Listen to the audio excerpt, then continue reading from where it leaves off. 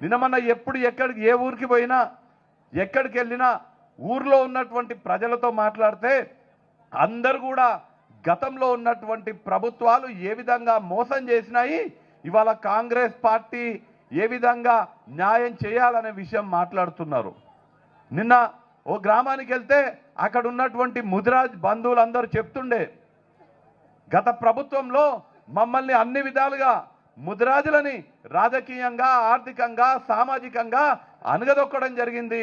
రాష్ట్రంలో 119 అసెంబ్లీ నియోజకవర్గాలు ఉంటే ఎమ్మెల్యేలుగా 119 మందులు పోటీ చేసే అవకాశం ఉంటే బీఆర్ఎస్ పార్టీ ఎంతమంది ముదిరాజులకు టికెట్లు ఇచ్చిందంటే 0.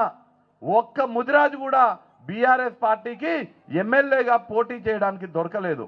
అదే కాంగ్రెస్ పార్టీ మీ ముందున్నాడు మన శ్రీహరి ముదిరాజు గారు, మన జిల్లాకు చెందినటువంటి వ్యక్తి, ఎంతో మందికి ముదిరాజులకు టికెట్ ఇవ్వడమే కాకుండా ఇవాళ రాష్ట్ర ముదిరాజులకు ప్రతినిధిగా మన శ్రీహరి ముదిరాజు గారు ఉన్నారు.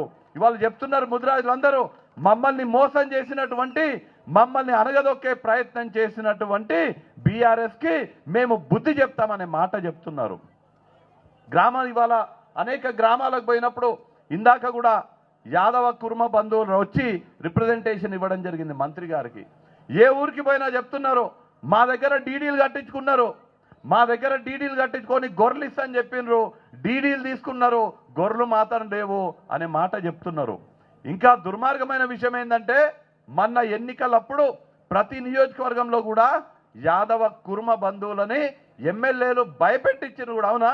మీరు గనక మా కోటేయకపోతే మీకు డీడీలు రావు, మీకు గొర్రెలు రావు, మీరు మా కోటేస్తేనే మీ డీడీలు మీకు ఇస్తాము, మీ గొర్రెలు మీకు ఇచ్చే ప్రయత్నం చేస్తామని చెప్పిండ్రు. ఇవాళ నేను మీకు హామీ ఇస్తున్నా, ఈ వేదిక మీద నుంచి హామీ ఇస్తున్నా, కాంగ్రెస్ పార్టీ మీకు న్యాయం చేస్తుంది. గొల్ల కుర్మలకు ఎవరెవరైతే డీడీలు కట్టినరో వాళ్ళకు ఖచ్చితంగా న్యాయం చేసే బాధ్యత రాష్ట్రంలో ఉన్నటువంటి ప్రజాప్రభుత్వం ముఖ్యమంత్రి రేవంత్ రెడ్డి గారు తీసుకుంటారనే మాట తెలియజేస్తున్నా.